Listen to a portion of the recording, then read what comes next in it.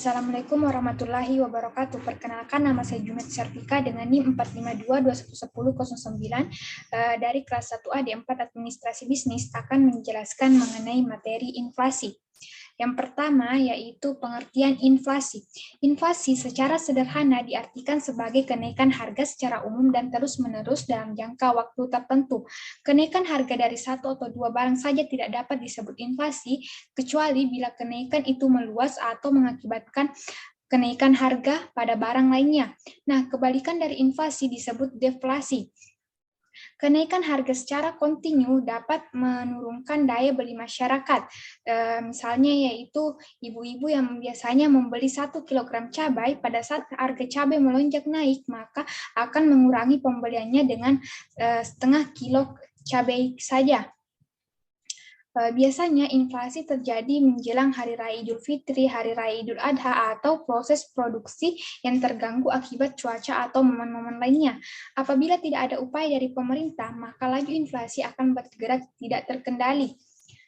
Adapun teori inflasi yaitu yang pertama itu teori kuantitas, tingkat harga ditentukan oleh jumlah uang yang beredar. Artinya apabila jumlah uang yang beredar semakin banyak, maka tingkat harga suatu barang juga akan ikut melonjak naik. Yang kedua itu teori Keynes, yaitu adanya golongan suatu masyarakat untuk memenuhi kebutuhan hidupnya dengan membeli barang atau jasa secara berlebihan. Teori yang ketiga yaitu teori struktural, yaitu inflasi terjadi karena adanya produsen yang tidak dapat mengantisipasi dengan cepat kenaikan permintaan akibat pertambahan penduduk yang banyak. Selanjutnya yaitu jenis-jenis inflasi. Inflasi dilihat dari tingkat keparahannya dibedakan menjadi 4, yaitu inflasi ringan, kenaikan harga barang masih di bawah angka 10% dalam setahun. Inflasi ini masih mudah untuk dikendalikan dan diatasi dan belum berpengaruh pada perekonomian negara. Inflasi sedang yaitu kenaikan harga hingga 30% per tahun. Inflasi ini sudah mempengaruhi beberapa pihak, diantaranya karyawan yang dengan gaji tetap.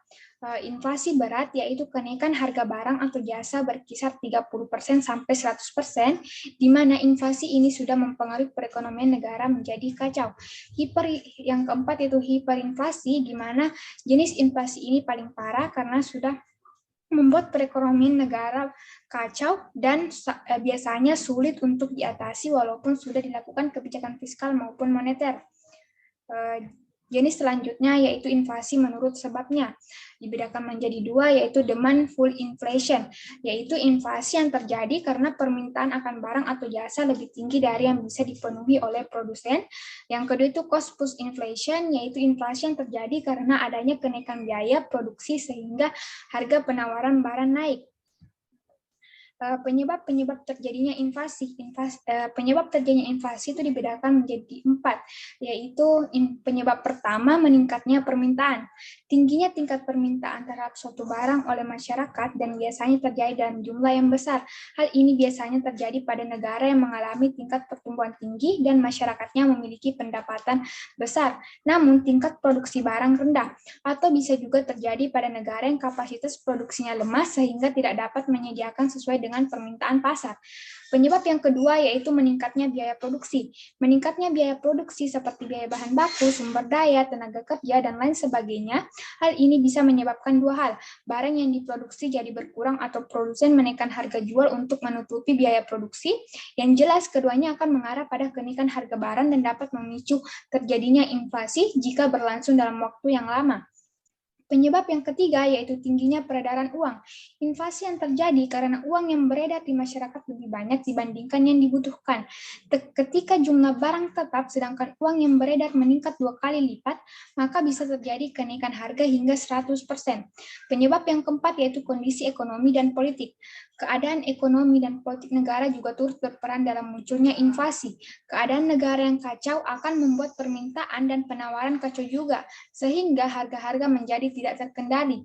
Kekacauan seperti ini pernah terjadi di Indonesia pada tahun 1998 yang menimbulkan krisis moneter dengan tingkat inflasi hingga mencapai kisaran 70%.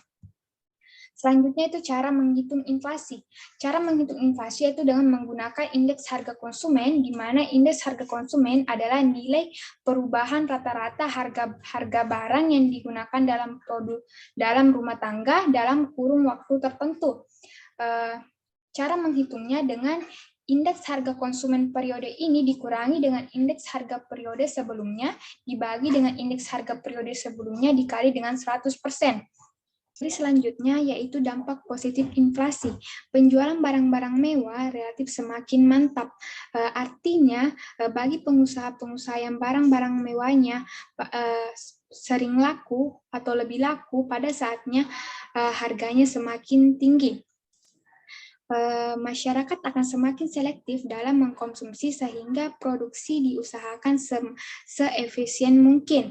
Inflasi yang berkepanjangan akan menumbuhkan industri kecil di dalam negeri yang semakin dipercaya dan tangguh. Tingkat pengangguran akan menurun karena masyarakat akan cenderung melakukan produksi dengan membuka atau mendirikan usaha. Selanjutnya yaitu dampak negatif inflasi. Kenaikan harga secara terus-menerus akan membuat masyarakat panik sehingga perekonomian negara tidak stabil. Karena kepanikan masyarakat, maka masyarakat cenderung menarik tabungannya di bank sehingga bank kekurangan dana dan berdampak pada bangkrutnya bank dan kurangnya dan rendahnya dana investasi yang tersedia. Distribusi barang relatif tidak stabil karena adanya penumpukan dan konsentrasi barang yang masyarakatnya berada di dekat dengan sumber produksi dan masyarakat yang memiliki banyak uang. Inflasi yang berkepanjangan akan membuat banyak produsen mengalami kebangkrutan karena harga produk yang semakin mahal membuat masyarakat tidak dapat membelinya. Yang terakhir yaitu inflasi juga dapat menimbulkan gangguan fungsi uang. Selanjutnya itu cara mengatasi inflasi. Ada 3 kebijakan, yaitu yang pertama kebijakan moneter. Kebijakan ini meliputi politik diskonto, di mana kebijakan ini menerapkan dengan menaikkan suku bunga sehingga masyarakat tergerak untuk menabung di bank sehingga jumlah uang yang beredar di masyarakat berkurang. Yang kedua itu politik pasar terbuka, di mana kebijakan ini menerapkan dengan menjual surat-surat berharga seperti surat utang negara. Dari penjualan tersebut dapat menyerap uang masyarakat sehingga jumlah uang yang beredar dapat berkurang. Yang terakhir yaitu politik persediaan kas. Politik persediaan kas yaitu kebijakan dari bank sentral kepada setiap bank untuk mengurangi batas minimum kas setiap lembaga perbankan sehingga bank-bank tidak dapat mengeluarkan uang dalam jumlah banyak sehingga uang tidak banyak yang beredar di masyarakat. Kebijakan yang kedua yaitu kebijakan fiskal. Yang pertama yaitu menghemat pengeluaran pemerintah. Alih-alih meminta masyarakat untuk menekan belanjanya, pemerintah juga dapat melakukannya sendiri. Pada saat belanja negara ditekan, maka harga barang atau jasa, maka pembelian barang atau jasa juga ikut menurun. Sehingga jumlah uang yang beredar di masyarakat dapat berkurang. Yang kedua yaitu menaikkan tarif pajak. Dengan menaikkan tarif pajak akan ikut turut dalam penurunan daya beli masyarakat sehingga jumlah uang yang beredar dapat berkurang dan harga barang berangsur-angsur normal kembali. Kebijakan yang ketiga yaitu kebijakan non-moneter. Yang pertama yaitu peningkatan produksi.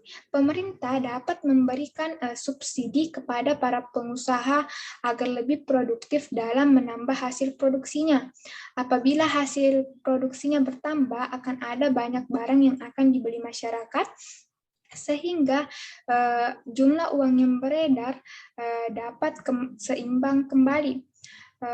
Yang kedua itu kebijakan upah. Inflasi dapat diatasi dengan menjaga tingkat upah dengan cara gaji tidak dinaikkan secara terus-menerus sehingga produksi perusahaan dapat ditekan dan harga barang relatif lebih rendah. Yang ketiga yaitu mempermudah masuknya barang impor. Pemerintah dapat menyeimbangkan jumlah uang yang beredar dengan mengeluarkan kebijakan mempermudah masuknya barang impor seperti penurunan bea masuk impor.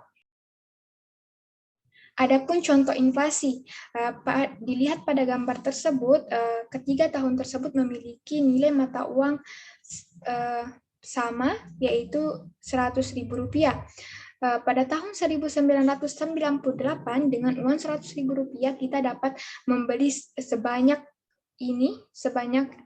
membeli banyak barang, bahkan dapat memenuhi keranjang belanja tersebut. Dibandingkan pada tahun 2005 dengan uang Rp100.000 kita hanya dapat membeli barang setengah dari keranjang belanja. Nah, yang paling signifikan adalah pada tahun 2013 dengan uang Rp100.000 kita hanya dapat membeli beberapa barang bahkan bisa dihitung jari. Inilah perbedaan signifikan terjadinya inflasi. Sekian dari saya. Apabila ada kekurangan atau kesalahan kata, mohon dimaafkan. Wassalamualaikum warahmatullahi wabarakatuh.